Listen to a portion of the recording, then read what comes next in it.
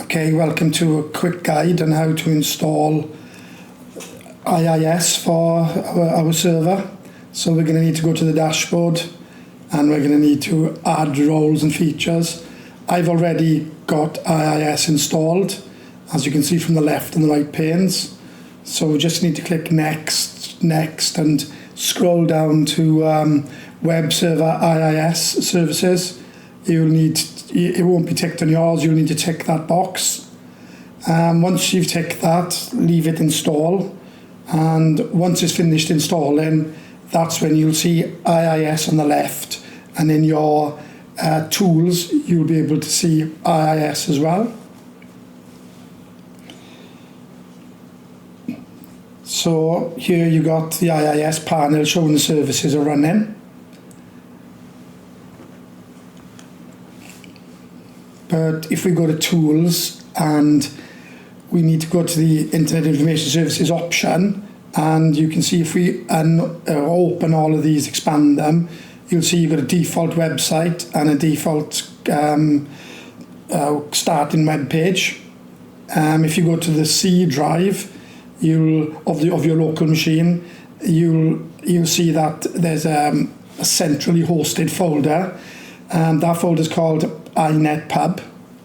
And when you open that, if you go to www.root, this is where all your files will live. So the next thing I'm going to need to do is test the website. So if we put our domain or our IP address in, you'll see it's opened the default website for us.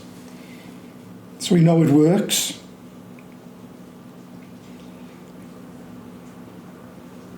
So that's where the files live.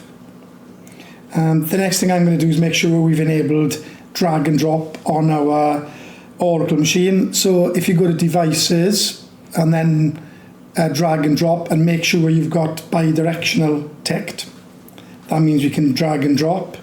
So I'm now going to drag a pre-made web page from my machine onto the desktop. Okay, but you need to make sure that you've got hide file extensions enabled so that we can change the file if we need to. So I'm just showing you that just in case.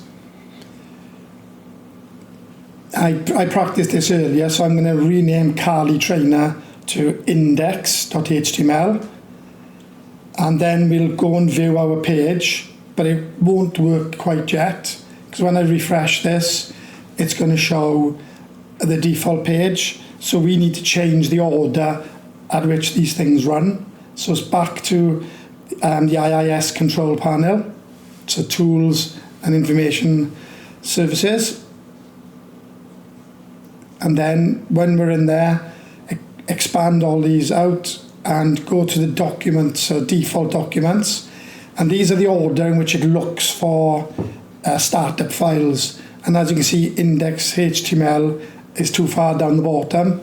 So say yes to the warning and move index.html to the top.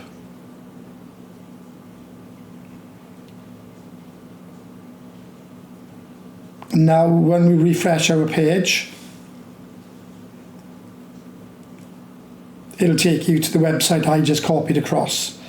So I hope you found that useful for installing and enabling IIS.